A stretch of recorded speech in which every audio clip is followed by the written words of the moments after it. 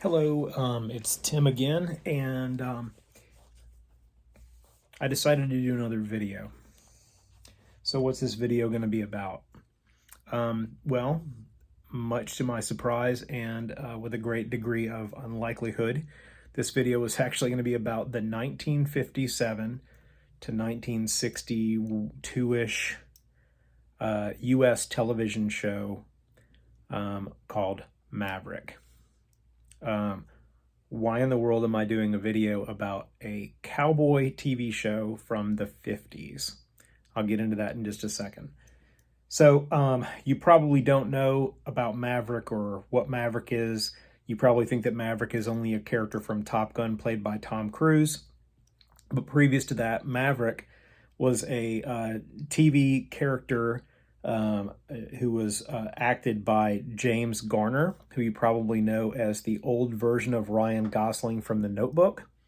In this television show from the 50s, James Garner plays Brett Maverick, who is an itinerant gambler in the Old West, which sounds like anything but a moral tale. But I watched the first episode today, and let me tell you, I was absolutely shocked, not only at how complex the story was, but also how prescient the writing was and how relevant the story is today. So let's start out with this. Brett Maverick is a bit of a con man, and he goes to these small towns in the Old West with the intention of making some money. Why does Brett want to make money? Well, Brett has to make money to survive. I'm going to start calling him Maverick because otherwise it's going to get confusing. So in the first episode, Maverick comes into this small town. And like I said, he's a gambler. You may not play cards, but you may not be all that familiar with gambling other than the lotto, but this is what Brett does. I just did it again. This is what Maverick does.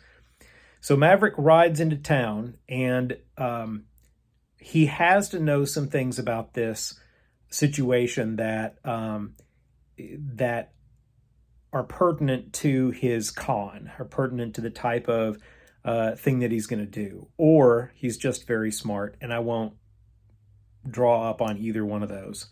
But the bottom line is the small town that he comes into is a silver boom town, meaning that silver was discovered in the territory near the town, and probably the town was built around these silver claims that miners put in. Back in the old days, if you found a piece of land that you believed had a valuable resource on it, you could go and you could claim that land and you'd pay X number of dollars, and that would become, quote unquote, your land. And then you could go in there and mine it for resources. In the 21st century, it's largely big corporations that can get access to land, and they largely do it through collaboration with the government. And that's very much like what happens in this story. We're going to call this guy, I don't remember the guy's name, but we're going to call this guy the claim jumper. Okay, so after several of these miners, these folks make claims on the areas around this mountain, the silver mine, this fella comes in that we'll call the claim jumper. And he comes in and he buys up the choicest piece of property, and he starts mining it for himself. And because he has better resources, he's essentially able to force all the other miners to tap out, which means he can get all of the best returns, and they're kind of left with the scraps. And one of the people in the town that this causes a problem for is a judge who's a principled guy, but he also has issues with addiction. And when he sees all of this happening, he basically gives up on his position as a moral authority in the community and gives into his addiction, and he essentially wastes away. And the claim jumper installs a judge who will be amicable to his outcomes and give him what he wants. So this guy comes in, rich guy comes in, and he corrupts the whole system around him, right? Okay. So what is Maverick doing? Maverick rides into this town because he's heard that the claim jumper also runs a crooked card game. And Maverick, being a con man, knows that he can con the crooked guy. right? He knows that he can come in and he can make his way. He can essentially kind of act like Robin Hood a little bit. He can steal from the bad guy. Well, this puts Maverick into a moral quandary because he can see how damaged the community has been by the claim jumper coming in and stealing all the best land. I won't get into all the technicalities, but Maverick figures out that the miners actually have, the guys who have staked their claims originally, have the ability to get some of their own silver back, which is being stolen by the claim jumper. And he realizes that the judge was once a moral authority and was a good guy. So he gets the judge, who's a drunk, reinstalled as judge. And then he brings up a case against the claim jumper on behalf of all of the other miners to use a piece of law that's on the books to get their claims back and to basically take them back from the claim jumper. And then, of course, there's some finagling that he has to do. And eventually what ends up happening is that Maverick manipulates the bad guy in agreeing to better terms for everybody, and he fixes the situation before the bad guy is able to get advantage over him. And the thing that ends up happening is that the claim jumper realizes that he's better off with a community around him that thrives than he is just ripping everybody off for as much as he can get out of the community and destroying the community and turning the judge into an alcoholic and doing all these other things. Maverick is able to make him see that the situation will be more advantageous to him if he works with the community. Now, ultimately, the claim jumper finds out that he can get the law changed.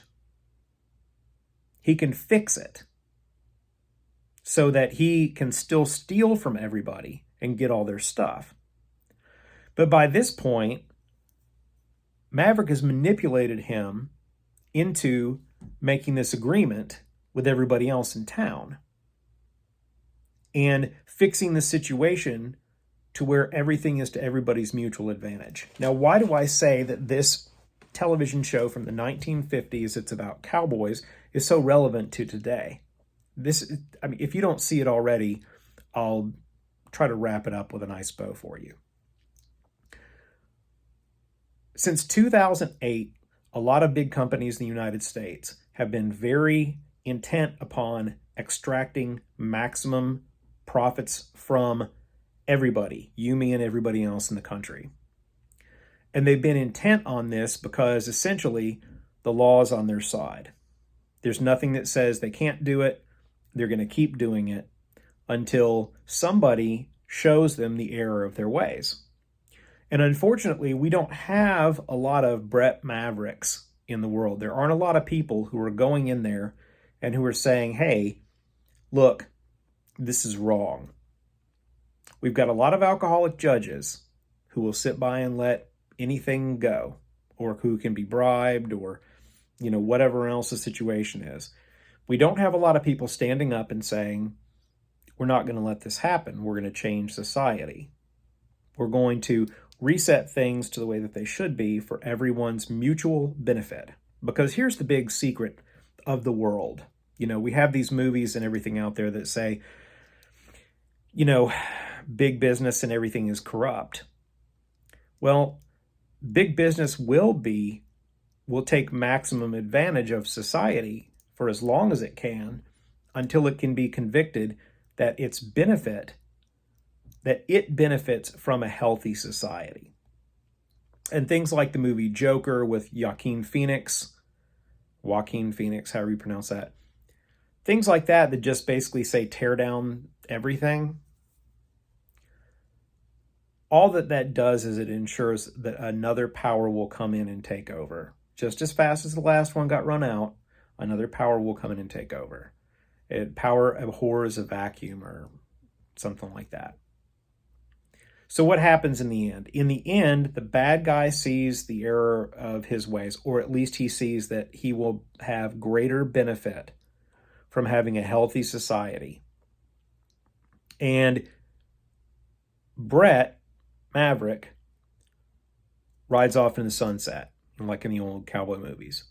Now, how is this different from most media and most fiction that we're being fed today? Almost all media and almost all fiction that we're being fed today is self-centered. It's narcissistic, and it's designed around the idea typically of revenge motive. You killed my brother, now you killed my father, prepare to die. With all apologies to Indigo Montoya, yeah. With all apologies there. It's a trope in fiction, and society teaches us that we all have to look out for ourselves, and that really the best we can ever do is getting the bad guy back for the bad thing, getting revenge for our family, etc. We see that in everything that you view, all media that you view, you'll see these extremely simplistic things where it's just there's one bad guy, and if you just beat the one bad guy, then everything will be set right. Well, that's not realistic in the world. That's not how the world works. The truth is far more complicated than that. So the bad law starts out here. The bad guy takes advantage of the bad law, but there's an intermediary, there's some gray in there. The gray area is where, unfortunately, good guys have to operate a whole lot. And so that's kind of what we're called on to do. We don't believe in absolute rights and wrongs. We do know that there are some people that operate from lower moral perspectives or ethical perspectives that are willing to abuse people in order to get what they want. What we have to do is just this. It's just as simple as this.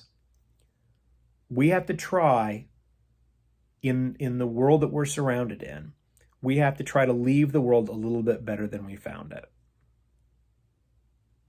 You're not going to change the world. You don't have to change the world. But you can leave the world a little bit better than you found it. And if you can leave the world a little bit better than you found it, you've won. So that's it. That's all I've got to say today. Didn't expect to do this about a cowboy show from the 1950s, but it's a rabbit hole that I think I'm going to continue to go down, and hope that y'all are well. Take care. I've been thinking about you, spending some time meditating on your lives, on my life, and the things we can all do to make this experience better. So take care, and we'll talk soon.